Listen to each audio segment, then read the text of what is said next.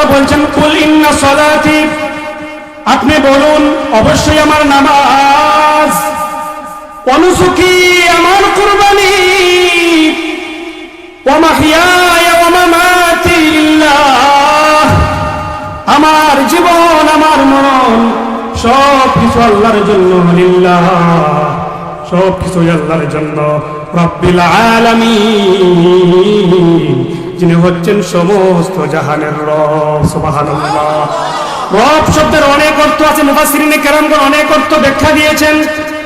রব অর্থ হচ্ছে খালেক, যিনি সৃষ্টি করেছেন।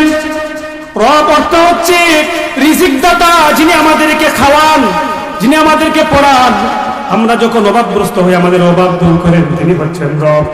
সুতরাং আপনার জীবনের শুরু থেকে নিয়ে শেষ পর্যন্ত যিনি আপনাকে দেখেছেন, আপনার প্রয়োজনে সব কিছু দিয়েছেন, তিনি হচ্ছেন আমাদের রব আল্লাহ। সুবহানাল্লাহ। সেই রব আল্লাহ রাব্বুল আলামিন তিনি নবীজিকে বলছেন, ও নবী আপনি বলুন অবশ্যই আমার নামাজ, ওয়া নুসুকি আমার কুরবানি, আমার জীবন আমার মরণ ওই আল্লাহর জন্য, যিনি হচ্ছেন সমস্ত জাহানের রব। এই জন্য নবীজি বলছেন ওয়া রাজুলানি তাহাব্বা ফিল্লাহি ইজতামা আলাইহি ওয়া তাফাররাকা আলাইহি, ওই দুই ব্যক্তিকে হাসরের ময়দানে, কিয়ামতের কঠিন ময়দানে তাদেরকে আল্লাহ রাব্বুল আলামিন আরশে আজিমের নিচে জায়গা করে দিবেন, যারা একে অপরকে ভালোবেসেছিল আল্লাহর খুশির জন্য, আবার তারা আলাদা হয়েছে আল্লাহর জন্য।